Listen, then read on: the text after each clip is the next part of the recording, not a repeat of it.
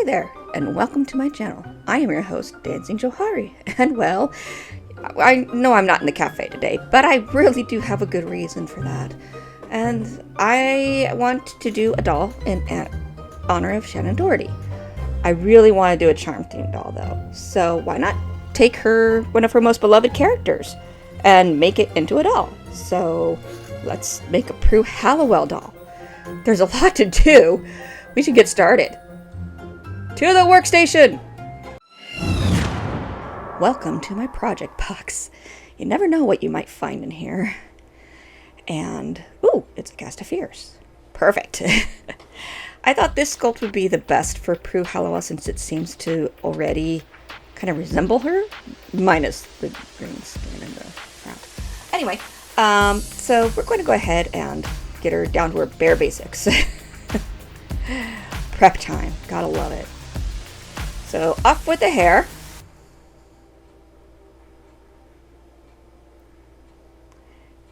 Then off with the factory paint.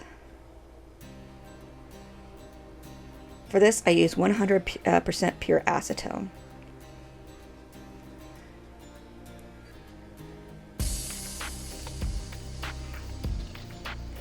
One of the reasons I decided to do a Prue Halliwell doll was A, she's my husband's favorite.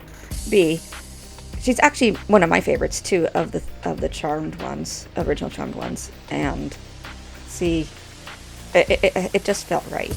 She was my favorite character that Shannen Doherty had played. I have loved Shannen Doherty since I saw her in Girls Just Want to Have Fun as the little kid's sister. After I get the hair off, it's time to take out all of the roots. So if you did that, I use a pair of pliers.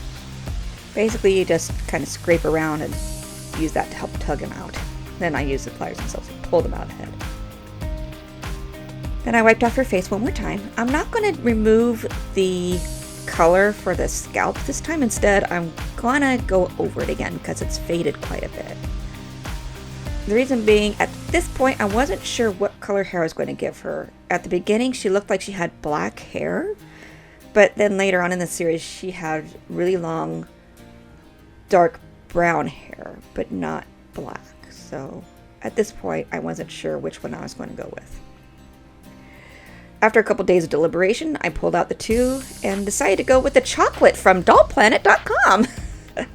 It's chocolate nylon hair. It's in the straight hair category, and frankly, it just, once I started using it, just felt right.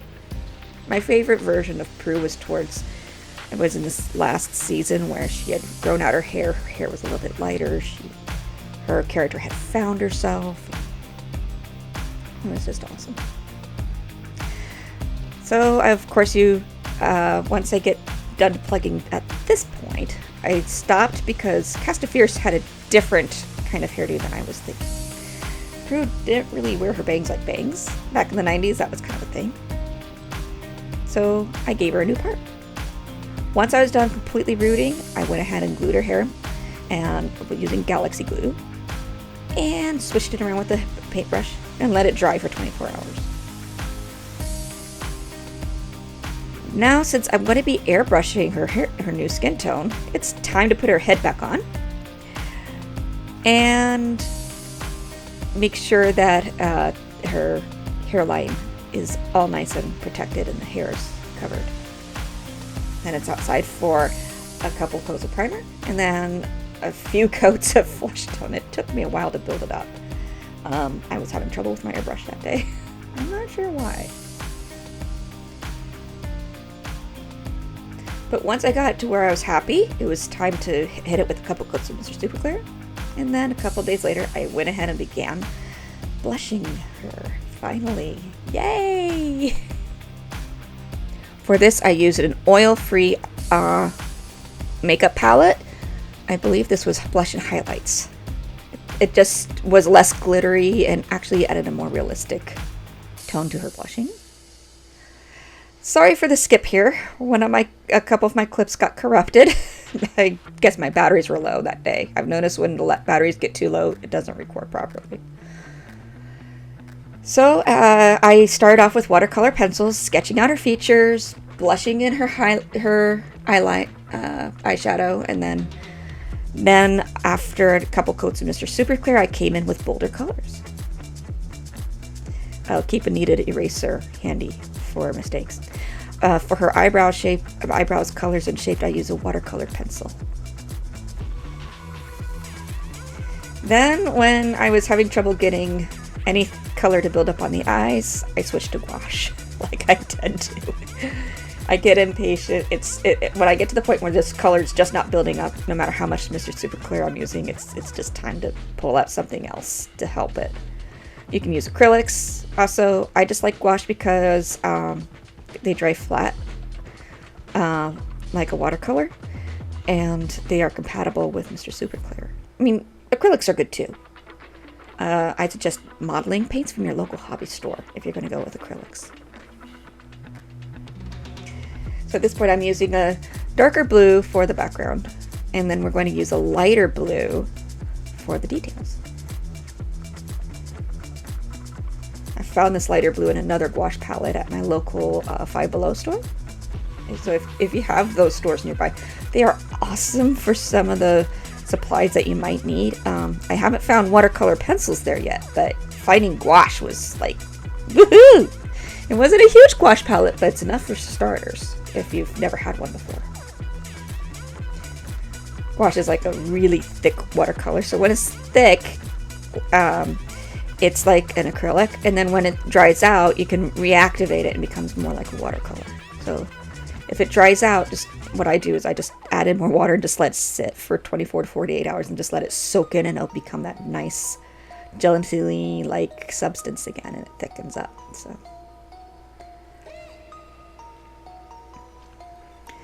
next, I darken up the eyeliner with more gouache.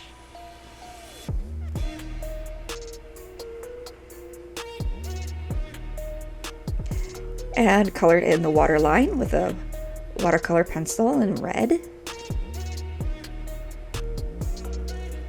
I've tried pink. Pink just doesn't show up, unfortunately. Sometimes tans do, but honestly, it's a little bit more on the reddish side if you look at your own eyelids. Came out okay though. And I went over the pupils I originally drew in because I didn't like the angle I had originally painted them at, so I tried again, and this time it came out better. I also decided to redo the lines above her eyes and gave her a bit of a smoky eye. And then redrew the eye folds, the folds of the eyelid above her eye again. After that, I also gave her some highlights under her eyebrows and above the lip. Well, above the lip comes later. Those lips, she wore lipstick, and she tended to wear a lot of pinks, and she almost had a natural look at times, which is why I'm not going like really full out on the makeup where that's really glittery or pizzazzy. She looked like almost like she wasn't wearing makeup at all, even though she obviously was.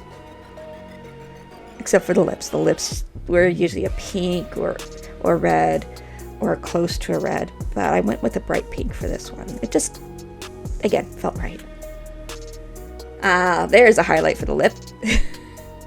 I also darkened her nostrils, and I also Prue has a little mole just under her right eye, so I gave her a little mole there to match. Also, with the watercolor pencils, if you don't have a matching gouache paint, you can lift the color off of the watercolor pencil with a brush with a damp brush. Then you can use it directly on what you're painting. In this case, on my doll. That lip crease just needed a little extra boost. There we go. I also had a couple little blemishes from when I painted her, so I turned those into little freckles and moles, and gave her some extra freckles in a couple other places too. Gave the folds above her eye a little bit of a highlight here and there.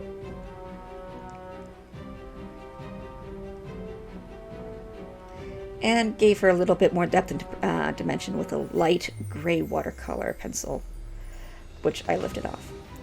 Off camera, I did her eye shines. Sorry! I forgot to turn on the camera. But once she was dry and had a couple more coats of Mr. Super Clear, I went ahead and hit her with a coat of Liquitex Gloss Varnish. Once she was all dry, I went ahead and took off her hair burrito, as Catherine from Delightful would call it, and I decided to give her some baby hairs. I think I did okay this time. There's times when I've done them and I'm just was like, oh no. But I'm getting better the more I try.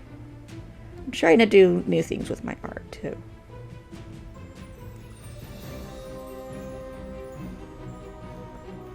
Now it kind of sells that just a little bit better for the hair. Once that was completely dry, I did use acrylic paint for that, by the way. I gave her a boil wash, which means I heated it with a kettle, waited for the whistle, and then poured that directly over the hair. Next, it's haircut time, so I gave her a quick comb out, and I started trimming her hair into the style I wanted. In this case, I'm giving her just a couple little short, well, curtain bangs, long curtain bangs. And the rest is all going to be longer, but I wanted to give it a little bit of a flare for her haircut. Not quite straight across, not a blunt cut, just like it was cut in layers. Not quite a wolf cut, though. I think I did pretty good. Now it's time for clothes! Out of silky material, I cut out these pieces. The top part I designed myself. The bottom part is a slightly longer version of a skirt created by a skirt from a pattern from DG Requiem on Etsy. So the front is all one piece. The back is two pieces. And then I took out my machine after I pinned everything together. Then I sewed it.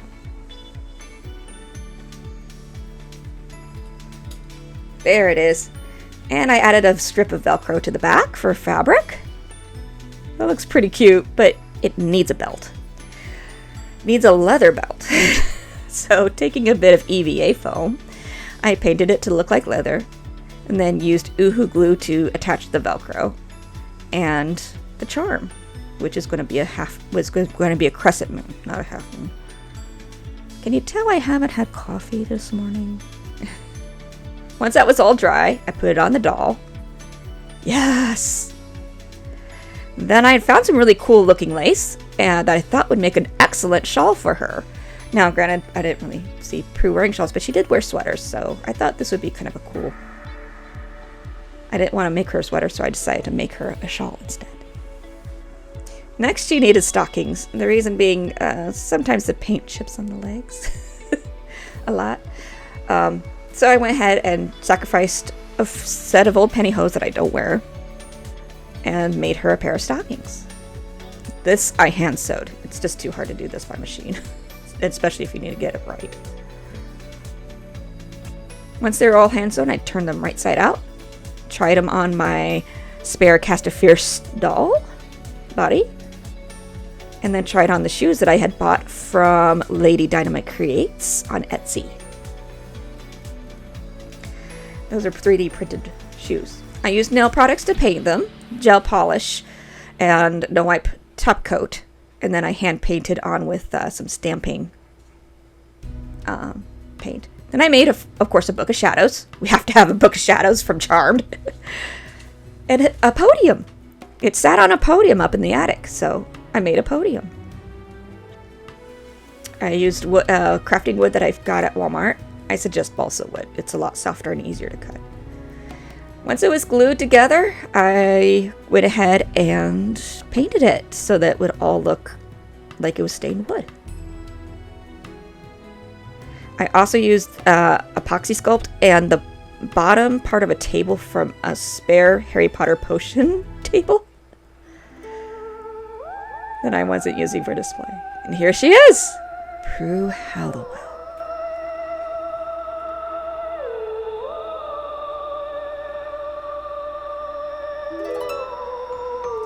Off camera, I realized I had forgotten to give her eyelashes, so I added some 3D lashes.